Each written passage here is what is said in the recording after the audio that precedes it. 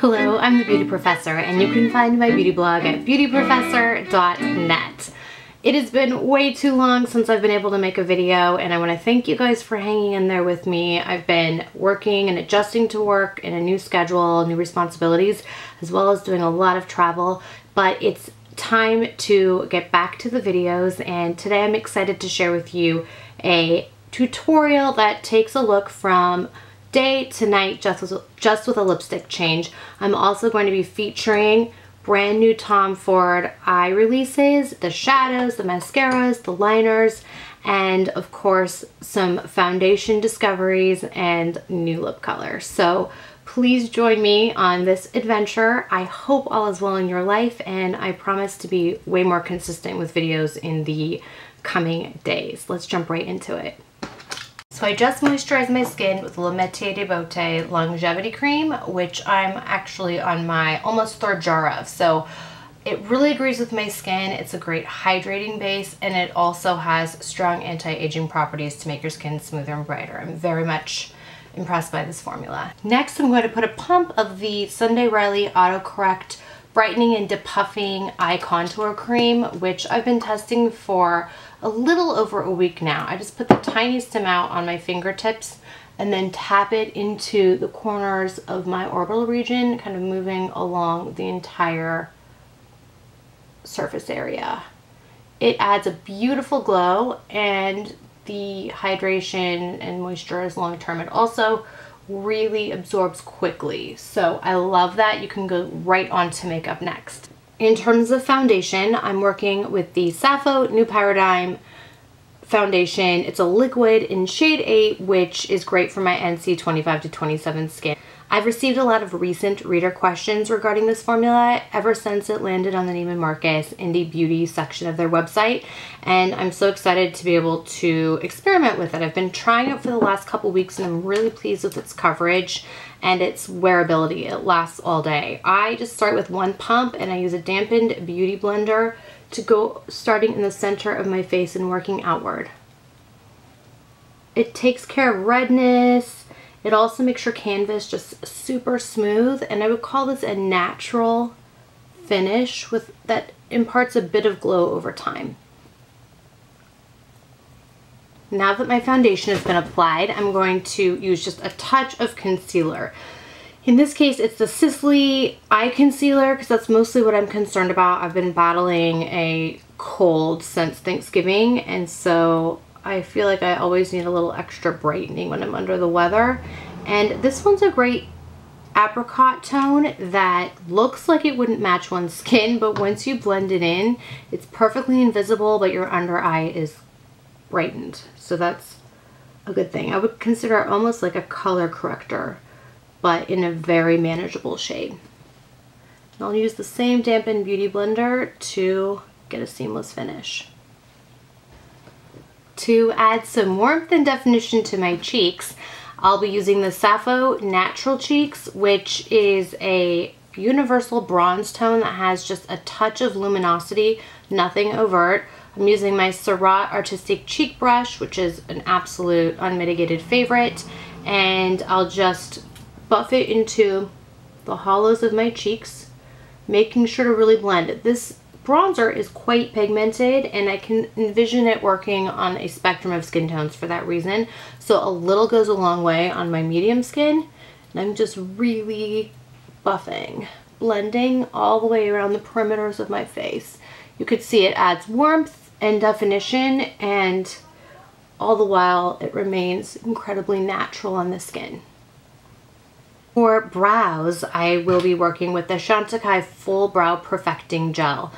Obviously, the fact that it's a fairly new launch and it's already indicating signs of wear, which means an active place in my makeup bag, it's a good sign. And certainly this is a fantastic volumizing brow gel that also adds hold to the brows. So I just brush it through my pretty darn low maintenance brows, focusing on kind of a feathery upward effect. I always find that it's difficult for me to do the left side of my face because I'm using my left-handed. As much as I'd like to think that I'm ambidextrous, I'm just not. but whether it's my brow or my lashes or eyeliner, it's always a challenge. Does anyone else feel this way? At any rate, this is really easy to work with, and it's a good match for ashy dark brows. This is shade dark, and it's not too dark at all. You can't really overdo it. You can see it adds fullness, and it will stay in place all day without smudging or flaking. So it's a very versatile, high performance formula. On to eyeshadow. I'm working with the Tom Ford Eye Singles. They're brand new, just launched, and I'm working with 4 different shades that are press samples for me. This shade right here is a beautiful kind of eggplant burgundy, and I'll just be using a small eyeshadow brush to blend it across the top of my lid. These shadows are really pigmented and beautifully blendable, so I'm not even priming my lid right now. There's nothing on it besides moisturizer. You could see how velvety smooth and pigmented just like a tiny bit of product is. And now that I have applied that shade to both of my lids, blend it out, took me like 10 seconds, I'm going to go ahead and take a bit of this beautiful matte taupey gray, and I'm just going to take that close up to the brow bone as a transitional shade that just seamlessly diffuses the color. It's very, very soft and silky and buttery, and this is just a great universal tone to kind of even out the eyelid. Just a word on these new Tom Ford Eye Singles. I have to show you how the component works. So it's a small square, very sturdy, of course, luxurious. You just pop down the golden plate that says Tom Ford and pull up like that, and whoa, there is your eyeshadow with a nicely proportioned mirror. So I'll take some of this blue purple tone, which is just breathtaking. I hope the camera is picking it up the way that my eyes are, and I think this will be such a great shade for holiday. I'm going to put a touch in my crease just to accentuate the overall look. It's festive, yet I think you could easily get away with wearing it in the daytime as well. And then to finish with the shadows, I'll use some of this super luminous platinum silver tone, and I'm going to bring it closer to the lower part of my lid here, lower part of my upper lid, for a very incandescent effect that will just catch light when you're outside. I can't wait to see this in sunlight, but alas, I'm always battling the light, and today is no exception. I'm going to avoid putting any eyeshadow in my lower lash line. That's something I typically do just to have a nice continuity, but because I'm going to be working with a bold color in my waterline, I think I'm going to pare things down. This is the Tom Ford Kohl Intense Crayon in Tourmaline, which is a beautiful peacock green, and it just swoops right into the waterline with ease. You can see it's the first pass, and it's there. Here's a close-up of what that tourmaline shade is doing in the waterline. It's just really high color payoff, and it was such an effortless application. No pressing, it doesn't feel waxy. It's very creamy, but I have a feeling it's going to stay in place like the other Tom Ford eye pencils I've worked with over the years. One of the other new parts of the Tom Ford eye collection for holiday is the eye gloss. It's very luminous but plush, and it also is not the slightest bit sticky, and I feel like that's always the most challenging part of an eye gloss. I love a dewy eye, but when the gloss is sticky, it doesn't feel like it is drying down, then your skin sticks together, and that is never an ideal situation. As aforementioned, this gloss is not sticky, and so I think because I'm going for this whole Tom Ford eye look, I'm going to use some. I would probably use this more in the evening for a very festive look, but if I were to wear it in the daytime, I'd probably wear it over a pale neutral, like a pink or a peach. So I'm just bringing some into the center of my eye like that, applying it directly from the doe foot applicator, but of course you could tap out with your fingers. And I'm going to focus my application on the lid rather than moving all the way up to the brows. feel like a little bit of eyegloss goes a long way, so I'm starting conservatively. I don't know about you, but I feel like just that slightest touch made this a much more editorial look, especially with the darker shadow. But I like it. I think it's unique and interesting. I'm actually inspired right now to use this almost like a mixing medium and apply a little bit more of the platinum silver just to that area I did before. And I'm noticing that it's really kicking up the luminosity, very reflective, and it kind of cuts the gloss look, but also, like I said, increases the potency of the shadow.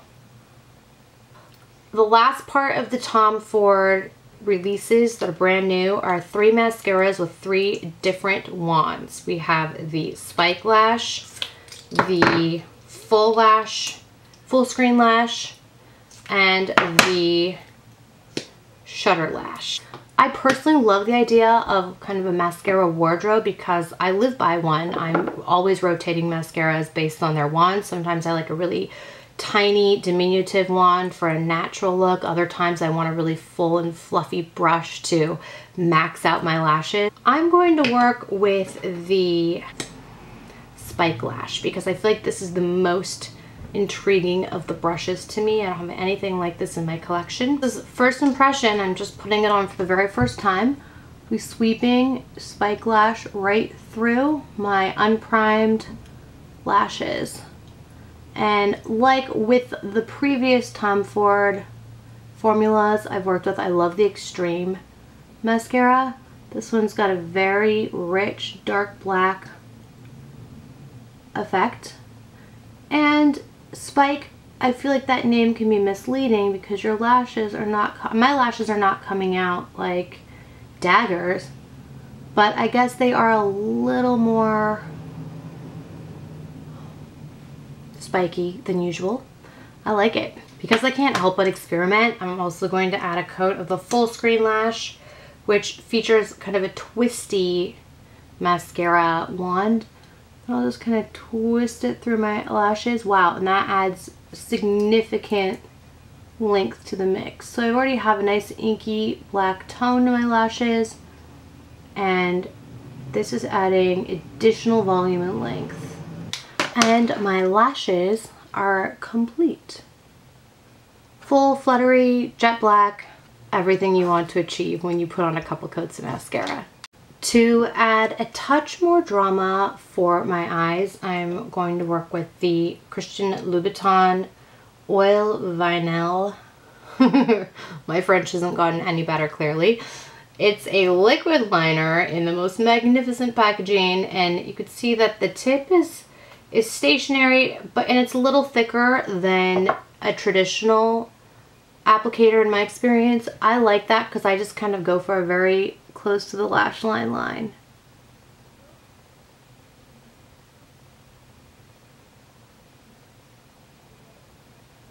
It's a pure inky black and it stays in place. I've tried it on multiple occasions in the last few weeks and it does not budge all day, even in heat. You can see I applied this over the eye gloss and you can still see I got a very smooth, dark application. So that speaks to the formula here. Definitely not a gimmick, a beautiful eye splurge. And without any further ado, my eyes are now complete. I would, as said before, I would definitely wear this out in the evening for a holiday event, but I feel like if I paired it down with a subtle lip, which I'll show you guys shortly, I could get away with wearing this in the daytime. And obviously with a more intense lip, I would let that extend into evening hours. For the rest of my skin here, I'm going to use a bit of the Galactic Luminous Face Powder, which I am simply over the moon for. I've been applying it semi-damp with a beauty blender. This powder is like a great setting powder, but I've also worn it as foundation, and it gives beautiful coverage that stays in place and looks like just real skin with a soft, luminous, non-shimmery finish. It's exceptional, and despite having 17,000 base products in my collection, do not have anything quite like this formula. I put it on my mom on Thanksgiving, and since then I just ordered her some for her birthday, and she typically Eschews base products. She doesn't like them, but she loved this on her skin, and she does not like a powdery finish. You can see how this just really sets things, keeps the skin even, but still looks very natural. Now I'll take my new Wayne Goss airbrush. This is the recently released holiday edition, and it's in a rose, gold, and white color scheme. I'm applying the stunning By Terry Preciosity Flashlight Dual Compact. It's a highlighter with a little bit of color to it, and I'll focus on the high points of my face, like upper cheekbones, down the bridge of my nose, forehead, because I like a glow, and a little here on my chin. Touch on the Cupid's bow. These two shades can be swirled together or applied separately. Sometimes if I just want pure illumination, I go for the center, or I like to swirl them together and just put them all over my cheeks. Such a beautiful holiday release from By Terry. I love a good pearly pink. Before I apply that, I'll put a bit of the Sarah Happ Prime and Plump lip formula on. It just fills in fine lines, adds hydration, and a very subtle plumping factor that makes my lips ready for any lipstick to come. And then I will put on the Burberry gloss. This pink is just so easy to wear. I picked it up for my mom as well, and she loves it. It's just a sheer baby pink, not too shimmery, definitely not sticky, and still hydrating and long wearing. If, however, I wanted to amplify this look, I would remove this gloss, and I would like to note that I also swatched and featured a few other lip colors that I've been wearing a lot of. I was just pulling them out of my purse for this post. So I swatched them, and please check out Beauty Professor for all of the lip color details and swatches. And as I was saying, if I were to amplify this look, I would then take it to the next level with this Orbe lip color in Tropic Flame. You guys know I am not much of a red lip wearer. And yet, I brought this shade, Tropic Flame, just on a whim on a vacation to Florida a couple of months ago. Put it on just one afternoon and was taken aback by how comfortable I was in it. It is an undeniably bright color. I feel like it skews kind of towards the orange papaya side of red. Super creamy, wears for hours, feels very comfortable, not patchy, doesn't get weird over time. I've worn it out for long evenings of business dinners. I've worn it to lecture in, and truly, like, this never happened. I'll go ahead and apply it straight from the bullet onto my lips. So pigmented and very creamy. Mix it together. And then typically I'll take a beauty blender or a brush and just kind of work around the edges, making sure that my lines are clean and I haven't moved anything outside of my natural lip line. And here's the effect. It's teeth whitening, it's face brightening, and even though it is so pigmented, I don't feel like it's overpowering, especially in person. Thanks so much for watching. I truly hope you enjoyed this tutorial, and I promise to be more diligent in creating videos in the very near future. I would love to know which products may have caught your eye, so do tell. And in the meanwhile, please don't forget to visit me at Beauty Professor. Take care.